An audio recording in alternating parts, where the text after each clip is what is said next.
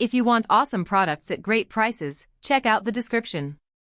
Keir Starmer's recent concessions on disability benefits, while significant, haven't quelled the brewing storm within the Labour Party. The revolt, ignited by planned welfare cuts, continues to simmer, with a key figure, former Labour whip Vicky Foxcroft, voicing her dissatisfaction. Foxcroft, who resigned her frontbench position last week in protest, remains unconvinced by Starmer's adjustments, emphasizing the need for genuine collaboration with disabled individuals and their organizations in shaping policy. In a candid interview with The Guardian, she highlighted the inadequacy of mere words, stressing the importance of concrete actions and a properly implemented policy, a sentiment echoed by numerous other dissenting Labour MPs. Her vote on Tuesday, she revealed, remains undecided, pending further assurances regarding substantial improvements to the proposed legislation. This uncertainty underlines the precarious position Starmer faces as he navigates this turbulent political landscape. Number 10 is actively attempting to quell the growing rebellion, deploying considerable effort to sway Labour MPs towards supporting the welfare bill. The government's recent pledge that existing personal independence payment (PIP) recipients won't face benefit reductions, coupled with the promise of inflation-linked increases to the health element of universal credit, represents a significant concession.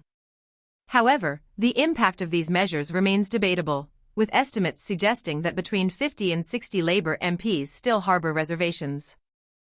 While some prominent critics, such as former Transport Secretary Louise Hay, have indicated a shift towards supporting the bill, and the Treasury Committee Chair Meg Hillier has also publicly declared her support, a considerable number await further clarifications and concrete details before committing their votes.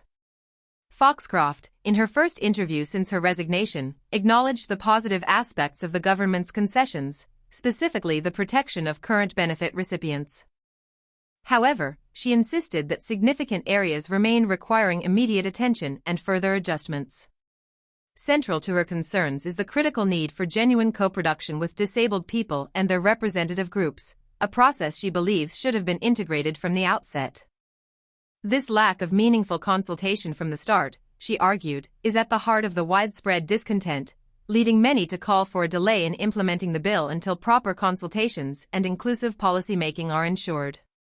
Foxcroft expressed her frustration with the current approach, characterizing it as tinkering to minimize potential damage rather than a comprehensive and proactive solution.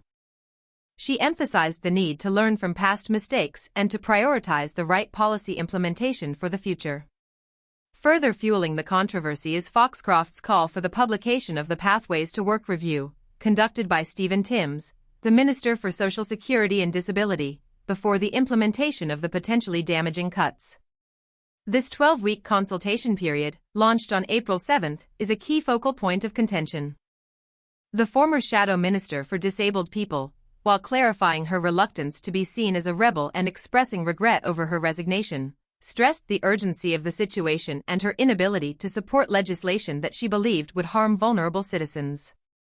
She also pointed to a lack of responsiveness from the government to internal concerns, suggesting that Downing Street may have been too slow to react to warnings from the Chief Whip regarding widespread dissatisfaction within the Labour Party. This oversight, she argued, underscores the need for a more attentive and responsive approach from the Prime Minister. Starmer himself acknowledged in a recent interview with the Sunday Times that he was slow to grasp the extent of the internal rebellion, attributing this oversight to his focus on foreign affairs. He conceded the error and expressed regret over not acting sooner to address the concerns raised by his own colleagues. This admission, while acknowledging a political miscalculation, highlights the internal tensions within the Labour Party and the government's struggle to effectively manage the situation. The concerns extend beyond Foxcroft. Marie Tidball, a Labour MP with a disability who chairs two all-party parliamentary groups focusing on autism and disability, voiced similar concerns, emphasizing the need for genuine co-production with disabled people, further consultation, and strengthened measures to promote employment opportunities for disabled individuals. She stressed the necessity of ensuring that the bill's specifics genuinely uphold Labour's manifesto commitments to the disabled community. Olivia Blake, another Labour MP with a disclosed disability, added her voice to the chorus of dissent, condemning the government's proposed welfare changes as creating an unethical two-tier system, urging fellow rebels to remain steadfast in their opposition.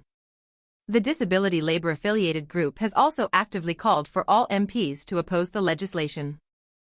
Adding further weight to the opposition, a legal opinion commissioned by the Union Equity and delivered by Jamie Burton KC of Doughty Street Chambers concludes that the government's proposals will likely breach the UK's obligations under the UN Convention on the Rights of Persons with Disabilities and the International Covenant on Economic, Social and Cultural Rights. Burton KC contends that the proposed measures will result in significant human rights violations for disabled people, potentially leading to condemnation by international treaty monitoring bodies. In response, a Department for Work and Pensions spokesperson maintained that the Secretary of State has carefully considered and will continue to consider all legal obligations and remains satisfied that the reforms are lawful. This legal challenge further intensifies the already heated debate surrounding the proposed welfare bill, with profound implications for the future of disability benefits and the ongoing political battle within the Labour Party. The coming days promise to be crucial in determining the ultimate fate of this controversial legislation.